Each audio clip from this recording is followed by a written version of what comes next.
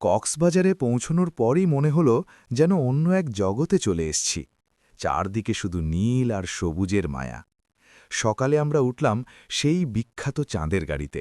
খোলা আকাশের নিচে বাতাস চুলে লাগছে, আর সামনে লম্বা রাস্তা। মনে হচ্ছিল স্বাধীনতার আসল স্বাদ বুঝি এইটাই। চাঁদের গাড়ি ছুটে চলছিল সমুদ্রের পাশ দিয়ে। ডান পাশে বিশাল নীল জলরাশি, আর বাম পাশে সবুজ পাহাড়। এই পথটাই যেন স্বপ্নের মতো, মারিন ড্রাইভ রোড। গাড়ির প্রতিটা ঝাঁকুনিতেই হাসি, আনন্দ আর উত্তেজনা বেড়েই যাচ্ছিল। একসময় আমরা থামলাম হিমচারি ন্যাশনাল পার্কে। পাহাড়ের উপর উঠে নিচে তাকাতেই চোখ জুড়িয়ে গেল।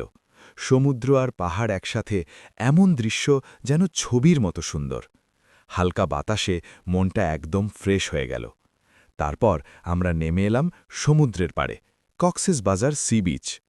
নরম বালুর ওপর খালি পায়ে হাঁটতে হাঁটতে মনে হচ্ছিল সব দুঃখ কষ্ট যেন ঢেউয়ের সাথে ভেসে যাচ্ছে। ঢেউ এসে পা ছুঁয়ে যাচ্ছে, আবার ফিরে যাচ্ছে, ঠিক জীবনের মতোই। সূর্য তখন ধীরে ধীরে অস্ত যাচ্ছিল। আকাশটা লাল কমলা রঙে রঙিন হয়ে উঠল। সেই মুহূর্তটা ছিল একেবারে জাদুর মতো। ক্যামেরায় ধরা পড়ে, কিন্তু অনুভূতিটা শুধু হৃদয়ে থাকে। শেষে মনে হল কক্সবাজার শুধু একটা জায়গা না, এটা একটা অনুভূতি, যেখানে গেলে মনটা নিজে থেকেই ভালো হয়ে যায়।